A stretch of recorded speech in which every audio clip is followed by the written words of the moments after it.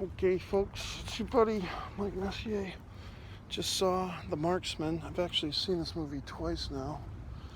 I'm going to go into the confines of my vehicle if I can find it. Some people out here. I want to do a nice instant movie review. I guess if I had done this instant movie review 2 weeks ago, when I saw this movie the first time, it would really be instant. But it's okay. Maybe I'll just stand here under this tree. The Marksman is a good movie. It's a Liam Neeson movie. I always have a hard time saying that gentleman's name. I want to say like Liam Neeson, but that's the guy from The Naked Gun. This is Liam Neeson. It's just his name does not float off the tongue like so much butter. It's hard to say his name. Liam Neeson. It's just not for a really good or even great, I'd say he's a great actor. It's hard to say his name. There was a nice little moment in this movie where you see the TV is on a Clint Eastwood movie, and you kind of feel like there's a little bit of a passing of the torch, perhaps, unofficially, between Clint Eastwood and Liam Neeson, as far as this elder statesman action type of guy, Dirty Harry type of guy. See, folks, just a little thought for you. Sure, I go to the movies a lot, and you might be saying, oh, you're just sitting there in a goddamn movie theater. Well, I'm also lifting weights as I'm in the theater. I'm lifting weights. I'm not just sitting there like a lump of shit. I'm getting some exercise in. There was 2 other people in the theater today. They left halfway through. I don't understand it. They never came back.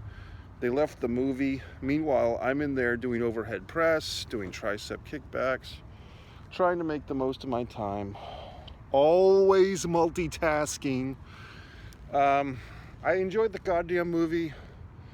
It is very similar in some ways, different in others, to other Liam Neeson films. He doesn't have a kidnapped kid in this one. But you get to the point. You ever see that clip of like that attractive actress is like throwing herself at Liam Neeson in the hotel and he just kind of blows her off? I don't understand that. But in this movie, I guess spoilers, there's, the border situation, the Mexican border, the cartel, all these elements. There is a child who needs protection. There is Liam Neeson, who is the man to protect the child.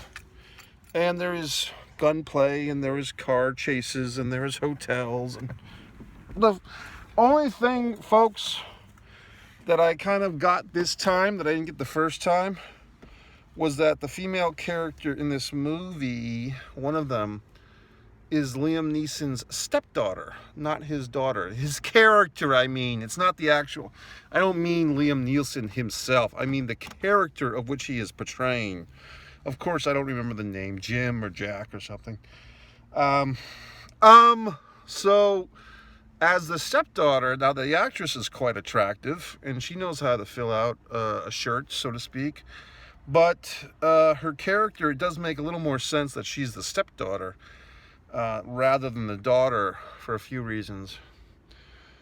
I did enjoy the movie. The bad guy, the bald villain, so to speak, he is bald. Kind of has a Conan look, the wrestler, La Lucha Libre Conan. He's a good actor, good bad guy, so to speak. He has his reason to fight. He's under pressure from the cartel. He kind of gets evolved at the end. He says, I never had a choice. So it's all good. It's a good movie. I do recommend it. I say go see the movie. Now, granted, folks, I know that I'm able to see all these films, and maybe in your, quote, neck of the woods, quote, you're not able to see these movies. I use that term, neck of the woods, because there was this Ultimate Warrior interview in which he used the term neck of the woods. And I just always thought it was funny. It's like a very kind of hokey, old-fashioned term that Ultimate Warrior dropped on some asshole. And I just find it to be funny because it's a good term. It's just something that not a lot of assholes say anymore, neck of the woods. And it's just a weird term. You know, like, do the woods have a neck? I guess they do. Like a area. It's just an interesting term, neck of the woods. So any fucking way. Did you see the film?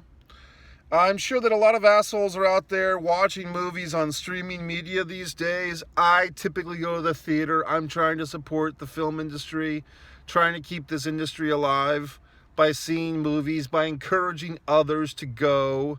If you feel so inclined, if you feel safe, you can wear a mask.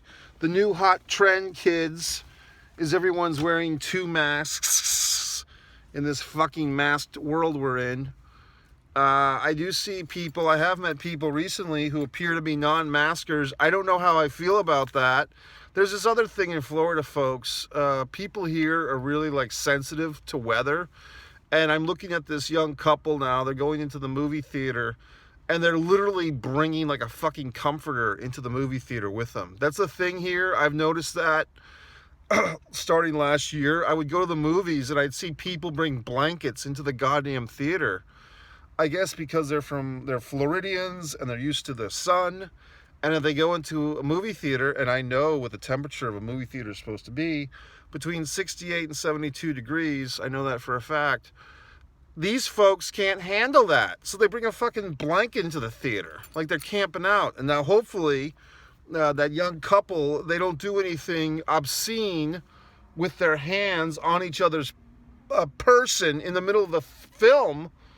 But I've noticed that these people bring blankets into the theater, which I don't know how I feel about that. I think a jacket might suffice. But I mean, look, don't feed the animals, right? Don't throw the pigeons breadcrumbs because they might not like bread. So you let them do what they want to do. If they want to bring a fucking blanket into the theater, I mean, next thing you know, they'll bring in a pillow and an alarm clock in there. For crying out loud. They'll be bringing an electrical plug with a fucking extension cord with a heated blanket, okay? Or a My Pillow if we're in certain parts of Florida. Nice little political reach around. So, folks, what else is going on with me? What else can I say? I did start this big long rant video over the weekend, and then my video got cut short, and I was upset. But it was an exciting weekend. Larry King passed away. Look, folks, I'm just at the point, it's no offense to Larry King, but if someone's 87 fucking years old, they had a good run.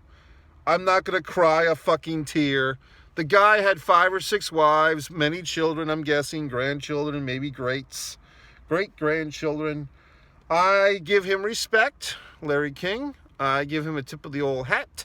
As the Messier mantra host myself, I share a kinship with Larry King as far as a great interviewer. However, I'm just going to say he had a good run. He had a great life. So let's not mourn. I get a little, I will say annoyed, folks, when people get all like hot and bothered, like, oh, such and such died at age 102. Well, they were so young and healthy. Come on. I mean, look, at this point, if you hit 60, you should be happy. I don't know if you've noticed, but it seems like at least with men, the average age life expectancy is going down. It's probably because of 2 culprits: corn syrup and sugar. Sugar and corn syrup. Our diets are atrocious. That's partly by choice and partly by convenience, partly by design. We are always eating sugar and corn syrup and starches and so forth, and horrible things that we put in our fucking bodies. And it's tough. It's just horrible. It's god-awful. So blame the Food and Drug Administration or whoever the fuck else. I don't know what to tell you. I mean, it's very complicated at times to eat organic. I mean, look, eating organic is wonderful in theory, but in practice, it's a pain in the fucking ass. And it's expensive. So that's why people don't do it. Going back to this fucking film, I enjoyed it. Who else passed away? Larry King, and was it a great baseball player? Was it Hammer and Hank? Was it Hammer and Hank Aaron? I believe. Great respect. So we had a weekend where folks died. We have more political intrigue. the Republicans, certain Republicans, hey, why should you, prosecute or persecute or impeach Trump? He's a great fellow. We miss him.